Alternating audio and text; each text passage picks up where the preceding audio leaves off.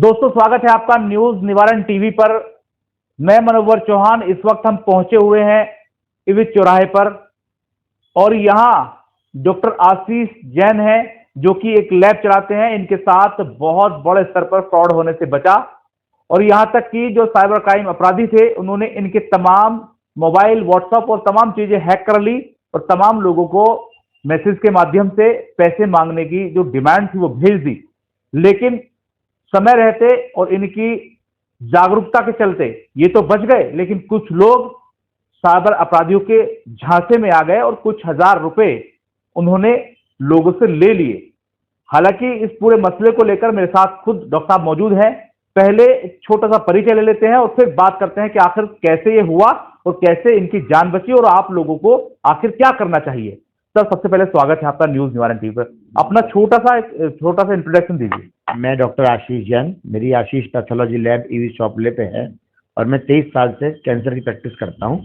मेरी सारी जो एजुकेशन है वो Tata memorial cancer hospital Delhi की है, तो मैं यहाँ पे अपनी कैंसर लैब चलाता हूँ। Prem hospital and modular test tube baby centre पिछले 30 वर्षों से निरंतर आपकी सेवा करते हुए अब और भी बेहतर रूप में बिजली बम्बा बाईपास पे भी state of the art infrastructure, 24 घंटे इमरजेंसी एवं ICU, gynaecology, obstetrics, laparoscopic surgery, laser surgery, cosmetic surgery, infertility, paediatrics, NICU, trauma आदि एडवांस्ड सुविधाओं के साथ कैशलेस सुविधा उपलब्ध है। Prem hospital, inspiring healing, empowering lives, near Shoprix mall, Bijli Bamba bypass, Meerut. अच्छा, बेसिकली ये लैब तो कम ही होती है। लैब वैसे तो मेरी पूरी फुल्ली ऑटोमेटिक लैब है, पर मेरा अपना स्पेशलाइजेशन जो है वो कैंसर है। डॉक्टर साहब, बात कर लेते हैं कि साइबर अपराध बहुत तेजी से बढ़ा है। जितने आधुनिक हम होंगे उतने ही आधुनिक साइबर अपराधी होंगे और उतने ही आधुनिक तरीके से अपराध होगा जो कि आम लोगों की पकड़ से, समझ से बाहर है। लेकिन फिर भी आपके साथ कुछ हुआ और आपने जागरूकता दिखाई और आप बच गए। पूरा मुझे प्रकरण बताइए, क्या हुआ, कैसे हुआ और आप कैसे बचे। ये बात है शुक्रवार की सुबह 10:30 बजे मैं क्लिनिक पे आया, तो मैं अपना काम कर रहा था। मेरे पास एक फ़ोन आता है कि डॉक्टर साहब आपका एक प्री कोरियर आया है और वो बंदा आपको फ़ोन कर रहा है और आपका फ़ोन नहीं लग रहा है, तो मैं आपको एक नंबर भेज रहा हूँ, आप उस पर फ़ोन मिलाइए। होता ये है कि बच्चों का रात दिन अमेजोन से इससे आता ही है कोरियर, तो मैंने उसने मुझे बिल्कुल जेन्युइन 10 डिजिट का फ़ोन नंबर दिया। मैंने वो फ़ोन नंबर मिलाया तो वो फ़ोन नंबर नहीं मिला। फिर मैंने उसे फ़ोन करा, मैंने कहा ये फ़ोन नंबर नहीं मिल रहा है। उसने कहा मैं आपको ये फ़ोन नंबर हो सकता है नहीं मिल रहा हो, मैं आपको अपना IVR सिस्टम का फ़ोन नंबर देता हूँ क्योंकि ये कॉर्पोरेट है जो डिलीवर कर रहा है आपको, तो आप उसे मिलाइए तो वो सिस्टम कनेक्ट कर देगा। यहीं पे मेरे से चूक हो गई।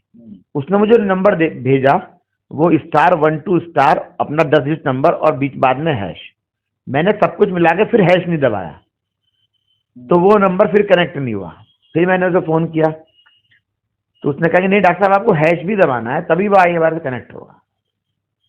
नेक्स्ट टाइम मैंने जैसे ही नंबर मिला के हैश दबाया, मेरा पूरा कंट्रोल उसके हाथ में चला गया। मतलब मैंने अपना कंट्रोल, और मैं भी जल्दी में था, मतलब अपना काम कर रहा था। मैंने ये नहीं सोचा, रात दिन जो एजुकेशन होती है वो तो ये होती है तो है कि अपना OTP किसी को मत दो, तो OTP तो देने का सवाल ही नहीं। लेकिन जैसे मैंने किया तो मेरा सारा कंट्रोल उस पर चला गया और मेरा मोबाइल जो है वो फिर मैंने देखा भी नहीं। फिर मैंने उसका नंबर मिलाया तो वो नहीं मिला, मैं अपने काम में लग गया, मुझे कुछ पता भी नहीं था। 10 दिन बाद ही लोगों के फ़ोन आने शुरू हो गए। मेरे पे तो आ ही नहीं पाए फ़ोन क्योंकि मेरा फ़ोन का पूरा कंट्रोल उसके पास था। एक्सेस जो है मेरी वाइफ के पास, मेरे लैब पे 2 डॉक्टर, तो डॉक्टर संजीव गौर, डॉक्टर सत्यागी, ये मेरी लैब पे आगे खुद कि भाई क्या हुआ, क्या जरूरत पड़ेगी 45,000 की। तब तुरंत पता लगा कि एकदम फ़ोन पे फ़ोन, मेरे ब्रदर पे, सब पे फ़ोन आया कि भाई डॉक्टर साहब का फ़ोन नहीं लग रहा और ऐसे से SMS आ रहे हैं। और कहीं ऐसा हुआ कि एक जगह 5 डॉक्टर बैठे थे तो 5 पे व्हाट्सएप आ गया। तो एक जब पैनिक अटैक की स्थिति हुई, सब हमने कहा सबसे पहले अपने अकाउंट फ्रीज करते हैं जो इस नंबर से अटैच है। तो सामने मेरा ICICI बैंक है, सबसे पहले मैंने अपने डेबिट कार्ड, क्रेडिट कार्ड और अकाउंट फ्रीज कराए जो मेरे इस नंबर से चल रहे थे, तो एक तरफ सेफ्टी होगी। और मैंने अपने सोशल मीडिया पे अपने बेटे से ये कहा कि तुम जो है वहाँ पे एक पोस्ट लिखो कि ऐसे ऐसे हैक हो गया है और कोई लोग डिमांड कर रहे हैं तो वो ना दी जाए। तो उसने मेरा स्टेटस चेंज किया। व्हाट्सएप पे नहीं हो पाया, लेकिन हमने इंस्टाग्राम पे और फेसबुक पे वो चेंज कर दिया और बच्चों से कहा क्लिनिक पे बच्चे कि अपने जानने वालों को आप फ़ोन भी करो कि ऐसे ऐसे हो गया। लेकिन इन सब करने में और स्टेटस पढ़ने में लोगों को, क्योंकि उसने तो सेकंडों में, उसने तो किसी सिस्टम के थ्रू किया, तो उसने तो एक फ्रैक्शन ऑफ सेकंड में ही लगभग 2400 कॉन्टैक्ट है मेरी लिस्ट में, 2400 भी 2400 को जो है कर दिया। एक मेरे दोस्त हैं वीरेंद्र गुप्ता, वो एकदम भागे भागे आए कि क्या बात होगी, उन्होंने वो पैसे 45,000 ट्रांसफर कर डाल दिए। एक मेरे नेक्स्ट डोर नेबर हैं, एक उस बच्चे ने 45,000 डाल दिए। एक मेरे और फ्रेंड हैं अशोक विजय गोयल जी, पीवीएस के मालिक हैं, उन्होंने थोड़ी स्मार्टनेस दिखाई, उन्होंने पहले 2,000 ट्रांसफर करे, और जब मेरा कांटेक्ट नहीं मिला तो उन्होंने भैया को कांटेक्ट करा कि भाई क्या जरूरत है, मतलब मैं और डालूं क्या क्या, क्योंकि उनकी शायद वो कुछ मोबाइल की लिमिट ही 2,000 थी, यूपीआई जो ले रहा था उनके ट्रांसफर के लिए। तो इस तरह से 92,000 रुपीज उस तक गए। इन द मीन टाइम ये हुआ कि हमने अपना सिम भी ब्लॉक कराया, जब हमने सिम खुलवाया तो सब जगह अप्रोच करा, सबको मना करा, तो फिर ये लास्ट शाम तक ये पता लगा कि 92,000 रुपीज उस पर आए हैं। फिर हमने सारी रिसर्च करी इस मामले में, तो रिसर्च में ये पाया कि दो चीज हमें कभी नहीं करनी चाहिए। एक तो किसी को भी 6 डिजिट का कोड नहीं देना चाहिए। बैंक का जो कोड होता है वो 6 डिजिट कोड देता है बैंक, बाकी जितने भी ये कंपनीज है कोरियर वाली आपको 4 डिजिट कोड देती है, तो 6 डिजिट कोड कभी किसी को देना चाहिए। और आप कभी भी अपने मोबाइल पे किसी भी तरह से हैश और एंटर ना दबाएं। हैश और स्टार, हैश मीन्स एंटर, यदि आपने एंटर हैश दबा दिया इसका मतलब आप किसी सिस्टम पे चले गए हैं, तो साइबर अपराधी जब तक आपसे हैश नहीं दबा लेगा वो आपका कंट्रोल नहीं लेगा। कुछ भी कमांड देने के बाद जब तक आप उसे एंटर नहीं करेंगे उस कमांड को, वो कमांड उसके पास नहीं जाएगी।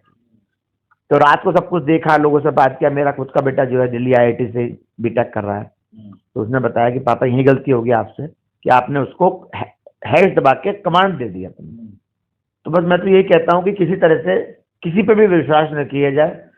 आजकल सबसे ज्यादा ये हो रहा है कि कोरियर है आपका, कुछ निकला है आप पे, ये इंक्वायरी है, जैसे जैसे चीजें आ रही हैं गवर्नमेंट अवेयर भी बहुत कर रही है कि इस तरह से लोग कर रहे हैं, पर ये लोग भी आगे से आगे कुछ नए नए निकालते हैं। पहले सर ऐसा होता था कि किसी की शादी के कार्ड देने के बहाने से या कोई सामान देने के बहाने से अपराधी घर में एंटर करते थे और गन पॉइंट पर लेकर अपराध करते थे, और बड़ा मुश्किल होता था अपराध करना। लेकिन अब तो सेकंडों के हिसाब से डिजिट डालते हैं और अपराधी आपको लूट लेता है। देखिए गन पॉइंट वाली स्थिति तो अब नहीं है समाज में, क्योंकि एक तो सब जगह कैमरे लगे हुए हैं, आदमी सब पहले देखता है। मैं कह रहा हूँ अपराधी स्मार्ट हो गए, अपराधी स्मार्ट हो गए, अब टेक्नोलॉजी का इस्तेमाल कर रहे हैं, क्योंकि आप देखिए कि पूरी बैंकिंग, पूरा शासन, सब कुछ तो व्हाट्सएप पे ही चल रहा है, और जहाँ पे इसके फायदे हैं वहाँ इसके नुकसान भी हैं। आप हर चीज, मोदी जी भी यही कहते हैं रात दिन आप डिजिटल बैंकिंग करो। अब डिजिटल बैंकिंग करने के लिए आपको डिजिटल में उतरना पड़ेगा, तो हर एक आदमी के यहाँ छोटा हो या बड़ा हो, हर एक के बैंक और सब उसकी ऐप सब कुछ तो मोबाइल में ही है, हर एक के पास स्मार्टफोन है। तो ये इनके फ्लॉसेस भी हैं, इन चीजों के जितना फायदा है तो उनके नुकसान भी है। सतर्कता ही इसका एक उपाय है। Swami Vivekanand Subharti University, one of the leading universities of North India. 250 acres campus, 220 plus professional and vocational programs, 20,000 plus students, state of the art infrastructure. Come and give wings to your career with Swami Vivekanand Subharti University, where education is a passion. NH58, Meerut, Delhi, NCR. Administration भी ये कर रहा है कि इस तरह के fraud से बचने के लिए बकायदा कॉलर ट्यून चलती है, और कॉलर ट्यून में बताया जाता है, बावजूद इसके तमाम स्टेटों के अंदर, सेंट्रल गवर्नमेंट हो या स्टेट गवर्नमेंट हो, सभी ने जो साइबर अपराध को रोकने के लिए कुछ जो टेबल्स बना दी हैं, थाने बना दिए हैं, अपराध जो अपराध से जुड़े थाने हैं, और बकायदा नोडल अधिकारी नियुक्त किए गए हैं। तो अब आपने जो आपके साथ ये हुआ, तो आपने क्या पुलिस से मदद ली, और ली तो फिर क्या हुआ? नहीं, मैं गया वहाँ पे साइबर क्राइम में, उन्होंने मेरी बड़ी हेल्प करी। उन्होंने कहा कि डॉक्टर साहब आप अपना मोबाइल दे दो, इसमें कॉल फॉरवर्डिंग हुई है, हम कॉल फॉरवर्डिंग को ऑफ कर देंगे तो चीजें हो जाएंगी। लेकिन क्योंकि मेरा मोबाइल, मैंने अपना सिम जो है वो ब्लॉक करा रखा था, तो शाम को जैसे मेरा सिम ऑन हुआ तो उन्होंने कॉल फॉरवर्ड खत्म कर दिया। पर मेरा इसमें ना, इसको रोकने का मुझे जो एक तरीका समझ में आया, क्योंकि जैसे जैसे अपराध बढ़ते हैं तो अपराधी भी और स्मार्ट हो रहे हैं। गवर्नमेंट बहुत ज्यादा अवेयर कर रही है लोगों को, लेकिन वो होता ही है कि एक तरीका निकलता है तो गवर्नमेंट उस तरीके को अवेयर करती है, तो नया निकाल लेते हैं। तो इसका जो एक तरीका जो समझ में आ रहा है लोगों की सबकी, एक यूनिक नंबर, जैसे 1-800 नंबर है कि वो टोल फ्री नंबर होता है। तो जो भी इस तरह की जो बड़ी कंपनी है जो आपको फोन करती हैं, 100, 200, 500, 700 कंपनी होंगी, उनको एक कंफर्म नंबर दे दिया जाए। तो यूजुअली लोगों के दिन रात जो काम में आने वाले नंबर हैं, जो डिलीवरी बॉय हैं। नहीं, ऑटोमेटिक ये भी हो सकता है, अगर सजेशन की बात है कि सेलफोन जब हम खरीदें तो तमाम जो आप नंबर बता रहे हैं वो उसमें ऑलरेडी फीड आए, जैसे पुलिस का उनके फीड आए। जोमेटो का नंबर आया तो जोमेटो का नंबर वही हो, वो किसी और आदमी उस नंबर से कर ही नहीं पाएगा। बैंक का नंबर हो तो हर बैंक का नंबर डिफाइन हो। किसी बड़ी कंपनी है जो शिप्रकोट है या DHL है, जो तो इनके नंबर डिफाइन हो, उन कंपनियों में वो 100-50 नंबर पड़े हो, तो आदमी समझ जाएगा कि वो क्या मैं कोरियर वाला हूँ, तो भाई तू तो कोरियर वाला है नहीं, तेरा तो नंबर ही नहीं है ये। बैंक का भी फ्रॉड सर ये चल रहा है कि आपके साथ कुछ छोटी मोटी प्रॉब्लम अगर होती है और आप टोल फ्री जाते हैं, गूगल से लोग उठाते हैं टोल फ्री, पता ही चलता है कि टोल फ्री बैंक का तो लगा नहीं, साइबर अपराधी का लग गया, उसने वहां उसको ठग लिया। तो आपकी सजेशन भी बेस्ट है ये।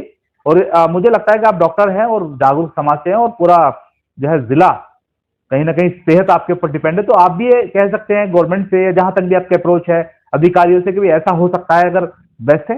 नहीं, सुझाव तो बेसिकली गवर्नमेंट का जो पोर्टल है प्रधानमंत्री का, वो भी मांगता है, तो हम लोग सबसे सुझाव देते हैं, उस पर डाले भी हैं सुझाव। और गवर्नमेंट भी जागरूक है, पहले की तरह बहुत बहुत बहुत रुक गए अपराध, लेकिन ये तो फ्लॉसेज हैं चीज के। और ये एक तरह का ऑर्गेनाइज क्राइम है, संगठित अपराध है। और ये अपराध ऐसा नहीं है, इसमें बहुत ही हाईली क्वालिफाइड, हाईली स्किल लोग लगे हुए हैं। और ये अपराध आजकल जो हो रहा है वो इंडिया में बैठ के हो ही नहीं रहा है। ये जो अपराध हो रहा है, ये जो है, ये हमारे जो नेबरिंग कंट्री हैं, ये वहां से संगठित अपराध होता है। और बस मेरा तो एक जो सबसे इम्पोर्टेंट जो कहना ये है, जो ये लोग आजकल गांव-गांव में और ये गली मोहल्ले में ये लगाते हैं कि 20-20 रुपए में आप सिम लो, ये सबसे बड़ा नेक्सस है। ये क्या करते हैं लोग कि हमें लोगों को लालच देते हैं कि 25 रुपए में आपको 3 महीने की इनकमिंग और आउटगोइंग सिम मिलेगा। तो बंदा वहां पे अंगूठा लगाता है, तो वो 2-3 बार लगवाते हैं अंगूठा की, अंगूठा नहीं लगा, एक बार लगा दो, तो वो एक अंगूठे पे 3 अलग-अलग कंपनी में सिम लेते हैं और एक सिम आपको देते हैं और 2 सिम आपके यूज करते हैं। तो मेरा ये भी पब्लिक से अपील है कि सिम जब भी लिया जाए तो वो हमेशा शॉप पे जाके, जो ऑथेंटिक स्टोर हैं वहीं से सिम लें। सड़क के जो दोनों तरफ लोग बैठे हैं, कच्चे लालच में न आए, सिम उनसे ही लें, क्योंकि वो सिम आपको कभी ना कभी वो सिम फंसवा भी सकता है। डॉक्टर साहब, आपको नॉलेज तो बहुत है, सजेशन भी अच्छे दे रहे हैं, लेकिन क्या लगता है कि साइबर अपराधी ऐसे लोगों को टारगेट करते हैं जो सॉफ्ट कॉर्नर है, जो अपने काम में बिजी है, पैसा कमा रहे हैं, लेकिन समाज की तरफ या टेक्निकल अगर बात करें टेक्नोलॉजी की तरफ ध्यान नहीं है। कुछ जैसे मान लीजिए मेरठ में पहले फ्रॉड हुआ, 75 लाख रुपीज एक जो पूर्व अधिकारी से ठग लिए गए, और डॉक्टर्स हैं या फिर जो भी रिटायर अफसर हैं उनको ठगा जाता है, उनको टारगेट किया जाता है। क्या आपको लगता है कि इस तरह के अपराधी ऐसे लोगों को टारगेट कर रहे हैं? क्योंकि जिस आवाम के पास पैसा ही नहीं तो उसे तो मिलेगा नहीं कुछ। तो क्या आपको इसमें भी कुछ कहना है? नहीं, मुझे ऐसा नहीं लगता कि उन्हीं को टारगेट कर रहे हैं, क्योंकि जो साइबर अपराधी इतनी दूर बैठे हैं, यूजुअली कभी कभी तो उन्हें सोशल मीडिया से पता लग जाता है प्रोफाइल। अधिकतर उनको प्रोफाइल नहीं पता होता, उनका तो रैंडम होता है कि सारे दिन वो लोग ग्रुप में बैठ के फोन मिलाते हैं। अब उसमें कोई भी ठगा जा सकता है। ये ठगी जो है, ये 1000 रुपए से लेके और लाखों रुपए तक, 10 लाख तक, हमारे ही एक यहाँ पे बहुत बड़ा सदर में सेंटर है, मैं नाम नहीं लेना चाहता उसका पब्लिकली, तो उनके भी 40-45 लाख रुपए की ठगी हुई और वो तो मुख्यमंत्री जी तक गए, काफी उसमें कुछ आगे हुआ, लेकिन कुछ निष्कर्ष निकल नहीं पाया। तो यूजुअली क्या होता है कि उनके पास इतना टाइम नहीं होता कि आपको प्रोफाइल चेक कराए, तो वो तो रैंडम ही नंबर मिलाते हैं बस। अब उसमें कौन ठग जाए। अब मेरे केस में भी यही हुआ कि 90% लोगों ने तो यही कहा कि हमें डाउट इसलिए हुआ कि उसने केवल 45,000 मांगे, तो यदि उसको प्रोफाइल का पता होता तो शायद वो और ज्यादा पैसे मांग सकता था। तो ये इन लोगों को ये नहीं पता होता कि सामने वाले का प्रोफाइल क्या है। जो ये साइबर इस तरह के जो क्राइम होते हैं, जो आपको फोन पे क्राइम होते हैं, ये आपके प्रोफाइल देख के नहीं होते, ये तो रैंडम नंबर मिलाते हैं। उसमें कोई घर की बूढ़ी अम्मा जी भी हो सकती हैं जो OTP बता देंगी, उसमें कोई अधिकारी भी हो सकता है, उसमें कोई रिक्शा वाला भी हो सकता है। तो ये तो उनका एक तीर तुक्का चलता है। पहले तो सर ये चल रहा था कि डिजिटल अरेस्ट कर लिया, पैसे ले लिए, लेकिन अब तो ये हो गया कि एक्सेस ले लिया और खत्म कहानी, आपको तो भर्रे में आना ही आना है। लेकिन फिर भी आप, एक सवाल मेरा यह है कि आप अपने समाज से, आपने ऐसे लोगों से, जागरूक लोगों से क्या अपील करना चाहेंगे, कैसे बचें और कितनी एहतियात बरतें, किस तरीके से क्या करें? थोड़ा सा आप जो आपने एक्सपीरियंस किया है। मेरा तो कहना यही है कि जितने कॉन्टेक्ट आपके मोबाइल के अंदर हैं, कोशिश करें पहले तो उन्हीं से बात कर लें। यदि आपको कोई अननोन नंबर आता है और आपको लगता है कि किसी भी तरह से मेरे फील्ड से कंसर्न नहीं है, तो उसको कोई जानकारी न दी जाए, कोई लंबी बात ना की जाए और उसका फोन काट के उसे ब्लॉक कर दिया जाए। तो ये मेरा एक सजेशन है कि किसी भी तरह से कोई भी चीज डिस्क्लोज ना की जाए। कभी भी आप उसकी तरफ से कुछ भी डिमांड हो रही है, वो कुछ भी कह रहा है, आप उसको करें ना, आप उसकी बात सुन लें, कुछ भी करें, लेकिन उसकी कमांड फॉलो ना करें किसी भी तरह से। क्योंकि कोई भी कंपनी, कोई भी बैंक, हर चीज रात दिन आप हमें ये एजुकेट करता है कि आपसे कभी भी कोई बैंक कोई ओटीपी नहीं पूछता है, कभी कुछ नहीं मांगता है। और यदि कोई ऐसी चीज है जो आपको ओवर द फोन करनी है तो कंसर्निंग बैंक में जाकर ही करी जाए, इस पर थोड़ा शॉर्टकट से बचा जाए कि मैं फोन पे ये बातें कर लूँ। तो मेरा सुझाव ये है कि सतर्कता है। आज मतलब हजारों चीज में सतर्क थे, लेकिन वो नया एक हुआ है, तो आगे इससे भी मैं चाहूंगा कि लोग सतर्क रहें। तो ये भी एक तरह का जो है, ये भी एक ऑर्गेनाइज क्राइम है, तो इससे सतर्क रहें लोग। सर इसमें तो ये भी हो सकता था, अगर आपका एक्सेस चला गया फोन का, तो आपकी कुछ फोटोज या कुछ प्राइवेट चीजें होती हैं, कई बार उनको भी सोशल मीडिया पर वायरल करने की धमकी दी जाती है। हाँ होता है, और मेरा सारा एक्सेस उस पर था। और मुरादाबाद में एक डॉक्टर के साथ हुआ ऐसा कि होते हैं, हर एक इंसान के थोड़े बहुत अपने प्राइवेट फोटो होते हैं, तो उनको बाद में धमकी दी और डाले भी सोशल मीडिया पे, और कुछ उनसे एक्सट्रैक्शन किया भी पैसे का। तो ये भी है, मतलब बेसिकली आपका तो सारा ही कंट्रोल उसके पास है। तो अपने प्राइवेट चीज़ों को अपने सोशल मीडिया पे ना डाला जाए, ना रखा जाए, वही है सतर्कता। और सबसे इम्पोर्टेंट जो है 2 फैक्टर ऑथेंटिकेशन जरूर होना चाहिए मोबाइल में। तो इससे हम जो है काफ़ी बच सकते हैं। जो आपके इस तरह की आजकल हर चीज़ में ये फैसिलिटीज अवेलेबल है कि जो आपके इंपॉर्टेंट फोल्डर हैं वो सब पासवर्ड या आपका फेस रिकॉग्नाइज प्रोटेक्टेड हो, तो उससे काफ़ी हद तक चीज़ें बच जाती हैं। बहुत शुक्रिया सर। मेरे साथ थे डॉक्टर आशीष जैन, ये चौराहे पर लैब चलाते हैं और काफी मशहूर डॉक्टर हैं, काफी समय से प्रैक्टिस कर रहे हैं और शहर के जाने माने डॉक्टर हैं। इनको टारगेट किया गया, लेकिन ये अपनी जागरूकता से, अवेयरनेस से बच गए। लेकिन हम लगातार ये कोशिश करते हैं कि आपको जागरूक कर सकें। हमने पहले भी साइबर एक्सपर्ट आर्य त्यागी से बात कर कई मसलों पर बातचीत की और ये खुलासा किया कि किस तरीके से साइबर अपराधी आप पर डोरे डाल सकते हैं, आपको टारगेट कर सकते हैं। हालांकि साइबर अपराधी भी इतने एक्टिव हो चुके हैं कि नए नए तरीके वो ढूंढ लेते हैं अपराध करने के, और नए तरीके के चक्कर में कोई ना कोई आ ही जाता है। लेकिन फिर भी जो तरीका है जो डॉक्टर साहब के साथ हुआ है, हमने आपको बताया और पूरी बात डॉक्टर साहब की सुनाई। आप भी खबरों को देखते रहिए और अवेयर रहिए, जागरूक रहिए, सतर्क रहिए, क्योंकि आप पर भी कभी भी कोई कॉल या इस तरह की कोई मुसीबत आ सकती है। क्योंकि जो साइबर अपराधी हैं वो परमानेंट अपने शिकार को तलाशते रहते हैं और कोई ना कोई प्रतिदिन उनके चुंगल में आता है। तो चूंकि साइबर थाने सब जगह बने हैं, साइबर डेस्क हर जगह बनी है, ऐसे तमाम मामले उनके पास पड़े हुए हैं, लेकिन साइबर अपराधी पैसे अकाउंट में लेने के बाद उस पैसे को जगह जगह जो अन्य अकाउंट्स हैं उनमें ट्रांसफर करते रहते हैं, लेयरिंग होती रहती है, और जितनी लेयर बनती है उतनी समस्या जो साइबर थाने हैं उसमें जो नियुक्त कर्मचारी ऑफिसर्स हैं उनको उसको ढूंढने में, उनको पकड़ने में दिक्कतें होती हैं। और मैक्सिमम होता यह है कि बहुत ही कम साइबर अपराधी पकड़े जाते हैं और वो निकल जाते हैं, फंस जाते हैं आम आदमी जिनके अकाउंट में लेयरिंग वाला जो सिस्टम है पैसों का वो आता है। और ऐसे कई व्यापारी हैं जो पहले भी फंसे हैं, पहले ठगे जा चुके हैं। मेरठ की अगर बात कर लें तो बिजनौर के कुछ लोगों ने मुंबई से कुछ आर्टिस्ट जो कि बॉलीवुड के थे उनको अपहरण उनका किया, उनसे पैसे लिए और उन पैसों का ज्वेलरी जो है बाजार है सराफा बाजार गए और ज्वेलरी खरीद ली, जिसके बाद वो पैसा ज्वेलर्स के अकाउंट में गया और लेयर बन गई। उस अकाउंट को भी मुंबई पुलिस ने फ्रीज किया। लेकिन यहां पर पुलिस और प्रशासन के साथ साथ व्यापारियों की जागरूकता के चलते उस अकाउंट को तो फ्री होल्ड करा लिया गया। लेकिन ऐसे ना जाने कितने केस होते हैं जो लोग जागरूक नहीं होते और उनके अकाउंट फ्रीज रह जाते हैं। तो ऐसे में सतर्क रहिए और सावधान रहिए, जागरूक रहिए और इस खबर को देखिए। और ये खबर कैसी लगी ये भी बता सकते हैं कमेंट बॉक्स में। न्यूज निवारण टीवी को यूट्यूब पर सब्सक्राइब कीजिए, फेसबुक पर फॉलो कीजिए, इंस्टाग्राम पर मौजूद हैं। हमारी वेबसाइट www.newsnivarantv.com पर भी पढ़ सकते हैं। फिलहाल दीजिए इजाजत। जय हिंद।